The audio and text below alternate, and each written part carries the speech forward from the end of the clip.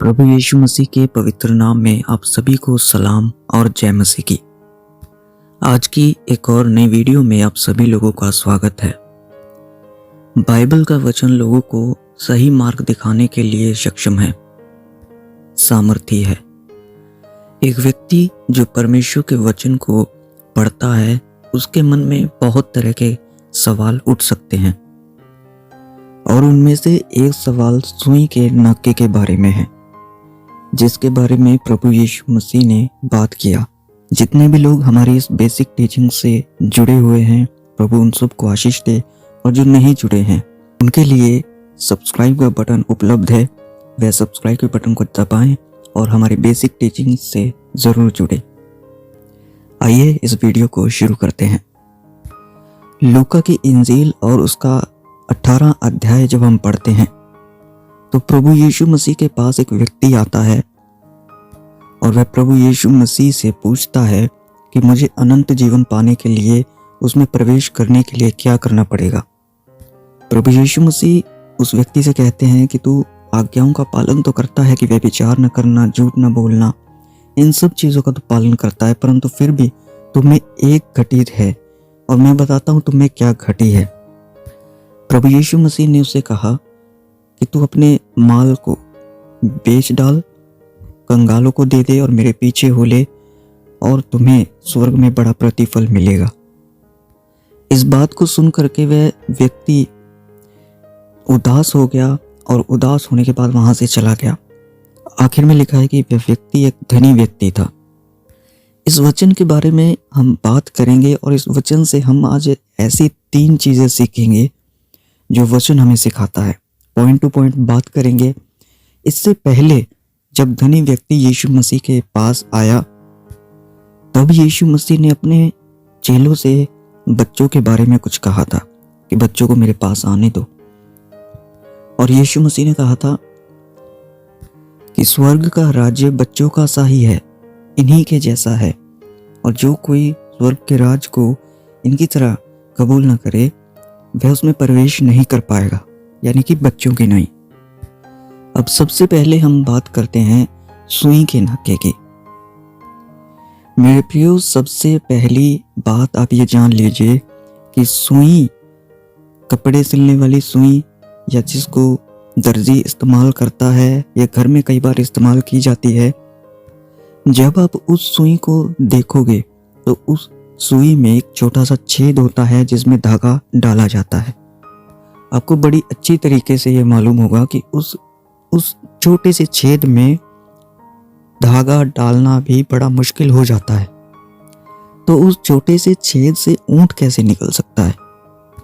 एक बात को समझे कि प्रभु यीशु मसीह उस सुई की, उस नक्के की बात नहीं कर रहे हैं। प्रभु यीशु मसीह के बारे में मैं आपको एक चीज बताता हूँ। प्रभु यीशु मसीह ज्यादातर लोगों के साथ जो बात करते थे, जो एग्जाम्पल्स उनको देते थे, वे आसपास की ही चीज़ों को देख करके एग्जाम्पल दिया करते थे।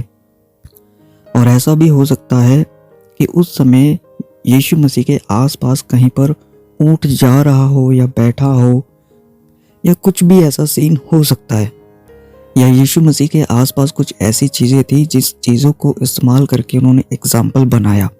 अब इस एग्जाम्पल का, इस दृष्टांत का मतलब क्या है, हम वो समझते हैं। आपकी स्क्रीन पर एक तस्वीर है। इस तस्वीर में आप देख पा रहे हैं कि एक बड़ा दरवाजा है और उसी के भीतर एक छोटा दरवाजा है। राजा महाराजाओं के समय में इन दरवाजों का इस्तेमाल किया जाता था और इस छोटे दरवाजे को चोर दरवाजा भी बोला जाता है। इस दरवाजे का इस्तेमाल इमरजेंसी के लिए भी किया जाता था। अब अगर हम इस दरवाजे की बात करें तो इसी दरवाजे को प्रभु यीशु मसीह सुई का नक्का बोल रहे थे। और अगर हम साथ में ऊंट को देखें तो प्रभु ने कहा कि ऊंट का सुई के नक्के में से निकल जाना सहज है, परंतु धनवान व्यक्ति बहुत कठिनाई से प्रवेश करेगा। उसके लिए सहज नहीं है, उसके लिए मुश्किल है। आगे इस वचन को समझने के लिए पूरा वीडियो को जरूर देखें ताकि आपको वचन समझ में आए। अगर इस सुई के नाके में से या छोटे दरवाजे में से ऊंट को निकालना हो तो ऊंट कैसे जाएगा? सबसे पहले ऊंट को झुकना पड़ेगा, उसके ऊपर लदा हुआ सब सामान हटाना पड़ेगा और फिर भी ऊंट बड़ी मशक्कत से, बड़ी मेहनत से झुकते हुए, घुटनों के भार होते हुए उस दरवाजे में से एंटर कर पाएगा या निकल पाएगा। फिर भी उस ऊंट को निकलते समय या एंटर करते समय वो दरवाज़ा इतना तंग है कि उसको मुश्किल का सामना करना पड़ सकता है, उसको चोट लग सकती है, उसके घुटने छिल सकते हैं, उसकी पीठ छिल सकती है। मतलब बड़ी मुश्किलों से वह ऊंट वहां से निकलेगा और तब निकलेगा जब वह अपने ऊपर का सारा सामान हटा देगा, यानी कि उसका जो मालिक है उसके ऊपर का सब सामान हटा देगा। याद रखें, ऊंट अपने आप से अपने ऊपर का सामान नहीं हटा पाएगा, मालिक हटा सकता है। तो आपको ये याद रखना है कि आपका मालिक कौन है। आपका मालिक प्रभु यीशु मसीह है। इसीलिए उन्होंने आगे जब आप वचन में पढ़ोगे वहां पर लिखा है, जब पतरस ने कहा तो फिर किसका उद्धार होगा, हम तो सब कुछ छोड़ करके तेरे पीछे हो लिए हैं, तो फिर इस तरीके से अगर चलेंगे तो किसका उद्धार होगा? तब प्रभु यीशु मसीह ने कहा कि जो मनुष्य से नहीं हो सकता वह परमेश्वर से हो सकता है।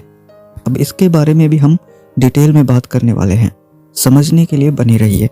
अब धनी व्यक्ति के बारे में प्रभु यीशु मसीह ने कहा कि उनका निकलना सहज नहीं है उस सुई के नाके में से, और पतरस बाद में कहता है कि फिर किसका उद्धार होगा। और हम ये भी जानते हैं कि बाइबल दो मार्ग के बारे में बात करती है, एक है चौड़ा मार्ग और दूसरा है सकरा मार्ग। देखिए, धनी व्यक्ति वह है जिसके अंदर प्रभु से ज्यादा किसी और चीज के लिए प्रेम है।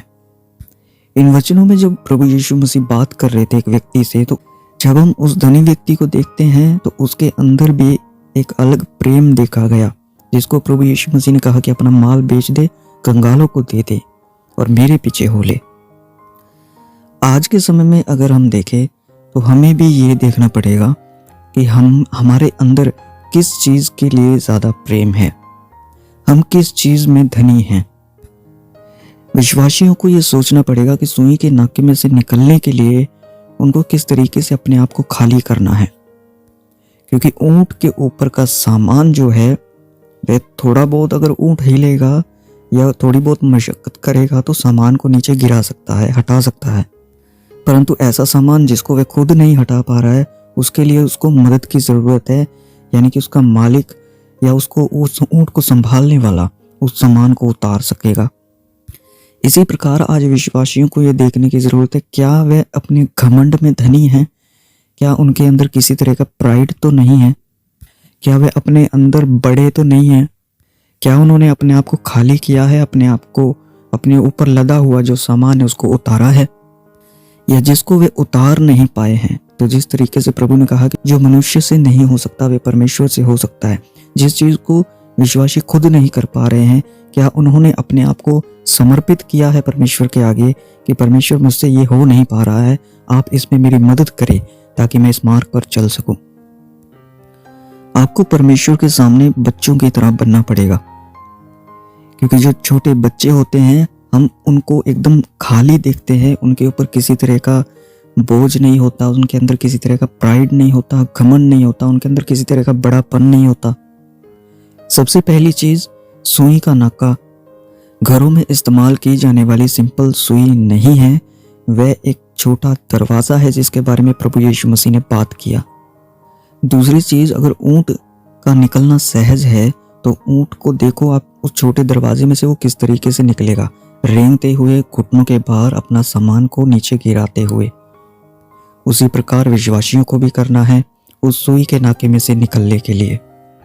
अपने घमंड को, अपने बड़ेपन को, अपने अंदर जो प्रेम रखते हैं, अगर किसी चीज से ज्यादा प्रेम रखते हैं, परमेश्वर से ज्यादा, उस प्रेम को कम करते हुए, खत्म करते हुए, और फिर परमेश्वर के आगे अपने आप को समर्पित करना है, समर्पण करना है। जैसे परमेश्वर ने कहा कि स्वर्ग का राज्य बच्चों का सा ही है, तो अपने आप को बच्चा बना लेना है परमेश्वर के आगे कि सब कुछ परमेश्वर ही है, आप ही करेंगे, आप ही हमें बचाएंगे, आपके अनुग्रह से, आपकी कृपा से, दया से हम इस सुई के नाके में से निकल जाएंगे।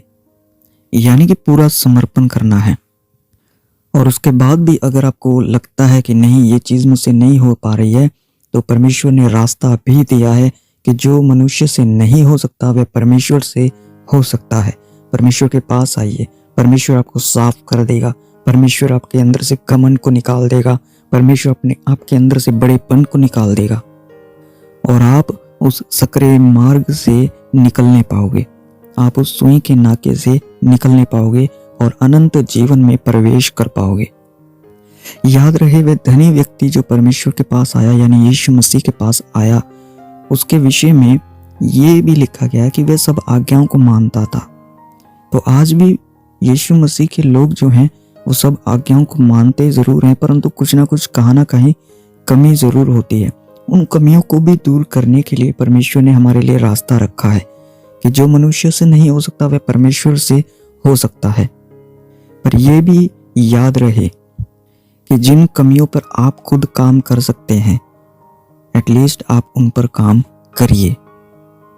और जिन कमियों पर आप काम नहीं कर सकते, जिनको आप निकाल नहीं सकते, जिस बोझ को आप अपने ऊपर से निकाल नहीं सकते, अपने अंदर से जिन चीज़ों को निकाल नहीं सकते, उसके लिए आप परमेश्वर को अपने जीवन में पुकारिए, परमेश्वर की सहायता मांगिए, पवित्र आत्मा की सहायता मांगिए कि आप उस सकरे मार्ग से, सुई के नाके में से निकलने पाए और अनंत जीवन में प्रवेश करने पाए। तो मुझे लगता है कि अगर आप इस वीडियो में अब तक बने हुए हैं तो आपको समझ आ गया होगा कि प्रभु यीशु मसीह आखिरकार बात क्या करना चाहते थे। और इस वचन में से हमने 3 ऐसी मुख्य चीज़ें सीखी हैं। इन चीज़ों को अपनी लाइफ में ज़रूर रखें, प्रतिदिन याद रखें कि हम कौन हैं, हम कहाँ स्टैंड कर रहे हैं, हमें समर्पण करने की ज़रूरत है, हम किस तरीके से उस सकरे मार्ग में से निकल सकते हैं। तो प्रभु इन वचनों से आप सभी को आशीष दे। सबको जय मसीह की।